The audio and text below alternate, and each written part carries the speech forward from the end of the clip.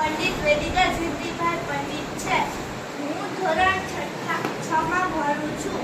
આજે હું તમને અક્ષાંશ, રેખાંશ, વિષુવવૃત્ત, મકરવૃત્ત અને કર્કવૃત્ત વિશે કહીશ.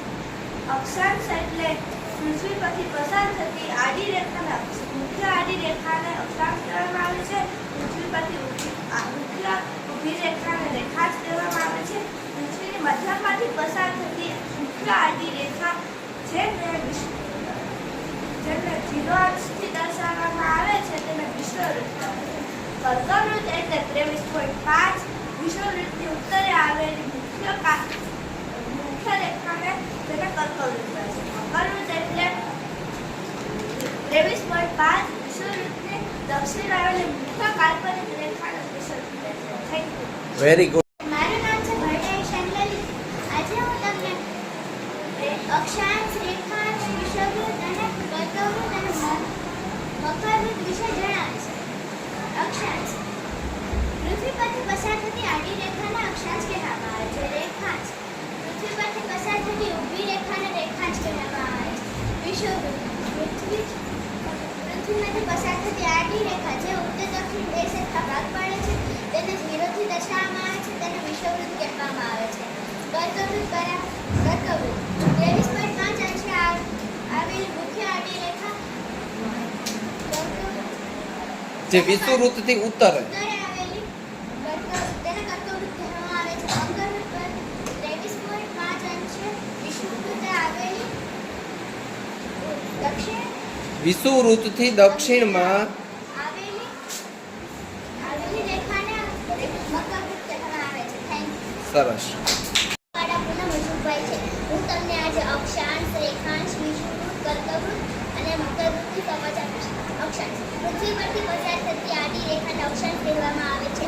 રેખાંશ પૃથ્વી પરથી પસાર થતી ઊભી રેખાને રેખાંશ કહેવામાં આવે છે. વિષુવવૃત્ત પૃથ્વીની મધ્યમાંથી પસાર થતી મુખ્ય આડી રેખા જે ઉત્તર દક્ષિણ એમ બે સરખા ભાગ વહેંચે છે તેને 0 અંશથી દર્શાવવામાં આવે છે તેને વિષુવવૃત્ત કહેવામાં આવે છે. કર્કવૃત્ત 23.5 અંશ વિષુવવૃત્તની ઉત્તરે આવેલી મુખ્ય રેખાને અક્ષાંશ કહેવામાં આવે છે. કર્કવૃત્ત કહેવામાં આવે છે.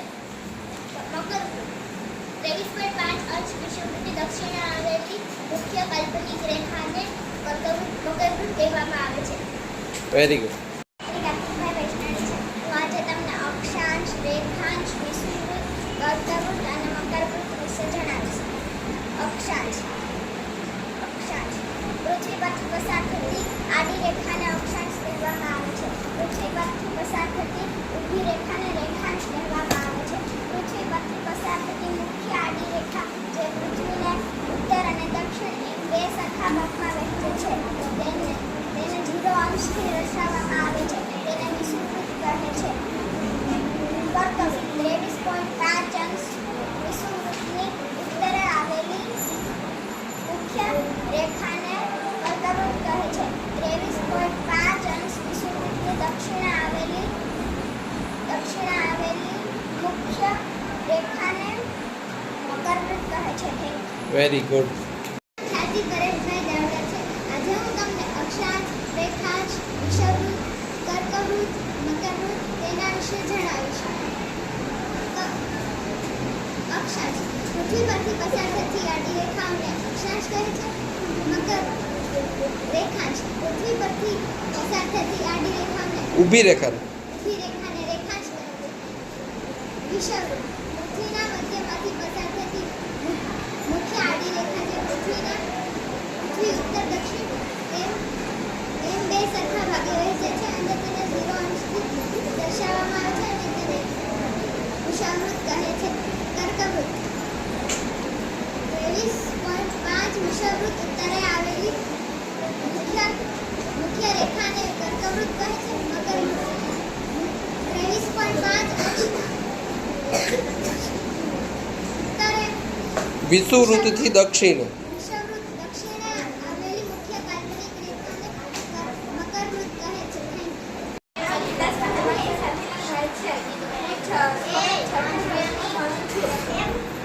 હું આજે તમને રેખાંશ, અક્ષાંશ, વિષુવવૃત્ત, મકરવૃત્ત અને કર્કવૃત્ત વિશે સમજ આપીશ. અક્ષાંશ અક્ષાંશ રેખાને પૃથ્વી પરથી પસાર થતી આડી રેખાને પૃથ્વી પરથી પસાર થતી આડી રેખાને અક્ષાંશ કહે છે. પૃથ્વી પરથી પસાર થતી ઊભી રેખાને રેખાંશ કહે છે. પૃથ્વીની મધ્યમાંથી પસાર થતી મુખ્ય આડી રેખા જે પૃથ્વીને ઉત્તર અને દક્ષિણે બે સરખા ભાગમાં વહેંચે છે તેને અને 0 અંશથી દર્શાવે. જીરો અંશથી દર્શાવવામાં આવે છે. તેને વિચલિત કહે છે.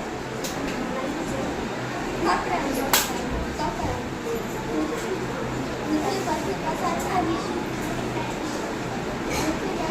વિષુવવૃત્તથી આવેલી ઉત્તરે વિષુવવૃત્તથી આવેલી ઉત્તરે 23.5 અંશથી 23.5 અંશથી દર્શાવવામાં આવે છે. તેને કર્કવૃત્ત કહે છે.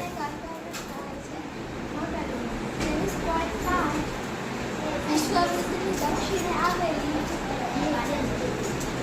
રેખાને મકરવૃત્ત કહે છે. મારા પ્રિય શ્રીમનભાઈ છે. હું છઠ્ઠા ધોરણમાં ભણું છું. પૃથ્વી પરથી પસાર થતી આડી રેખાઓને અક્ષાંશ કહેવામાં આવે છે.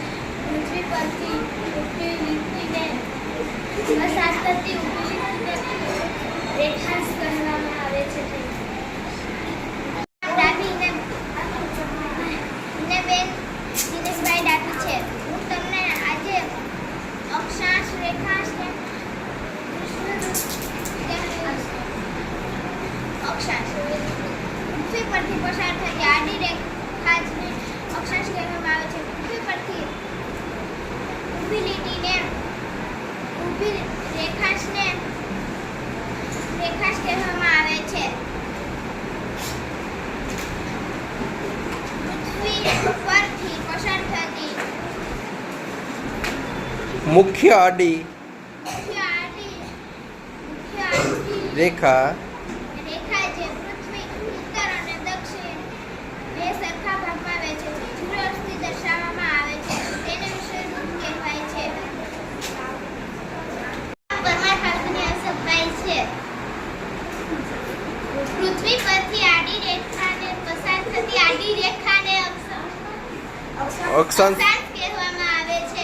પૃથ્વી પરથી ઊભી રેખા પસ- રેખાને પસાર થતી રેખાને રેખાંશ કહે. રેખાંશ કહેવામાં આવે છે. Thank you. મારું નામ ચાવડા હિના સુરાબાઈ છે. હું છઠ્ઠા અમાં ભણું છું. હું આજે આડી રેખા અને ઊભી રેખાને સમજાવું છું.